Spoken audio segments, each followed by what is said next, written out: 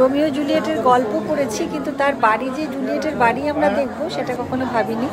তো সুযোগ হয়েছিল ভেরোনাতে গিয়ে জুলিয়েটের বাড়িতে যাওয়ার। ঢোকার পথে দেখলাম অনেকেই নিজেদের নাম এবং ভালোবাসার গল্প লিখে গেছেন সেখানে। এবং এই হচ্ছে জুলিয়েটের বাড়ি। জুলিয়েটের বাড়িতে ঢোকার মুখের এই জায়গাটা, এবং সামনেই জুলিয়েটের একটা ব্রোঞ্জের মূর্তি করা আছে। এবং চারদিকে বাড়িটা বেশ কি বলবো প্রোটেক্টেড আর কি, চারদিকটা মোটামুটি ঢাকা এখানে। আর একটা বারান্দা দেখা যাচ্ছে ডান হাতে, সেই বারান্দাতেই নাকি রোমিও এসে জুলিয়েটের সঙ্গে দেখা করতেন গোপনে।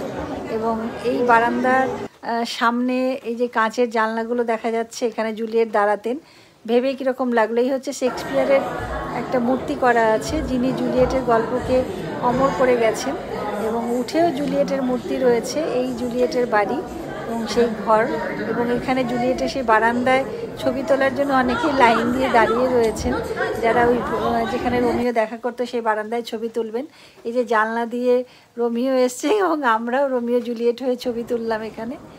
এবং চারদিকেই একটা কি বলবো বিচ্ছেদের করুণ কাহিনীর একটা ছাপ। তার মধ্যেই রোমিওর পোশাক এবং জুলিয়েটের পোশাক রাখা রয়েছে।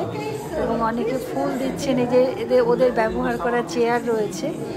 এবং চারিদিকে স্মৃতিতে ছড়ানো এবং অনেক হাতে আঁকা ছবি রয়েছে, যাতে জুলিয়েটদের বাড়ির গল্প, ভেরোনার গল্প এবং রোমিও জুলিয়েটের ছবি, জুলিয়েটের ছোটোবেলার ছবি ইত্যাদি রয়েছে।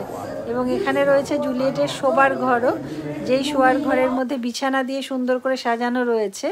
তবে এই শোয়ার ঘরে ওই বিছানার সামনে গিয়ে ছবি তোলা যায়।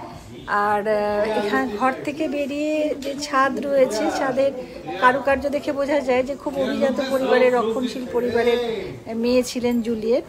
এবং বাইরে বেরিয়ে একটা ব্রোঞ্জের মূর্তি দেখা যায়, যেই মূর্তিতে লোকে জুলিয়েটের বক্ষদেশে স্পর্শ করেন।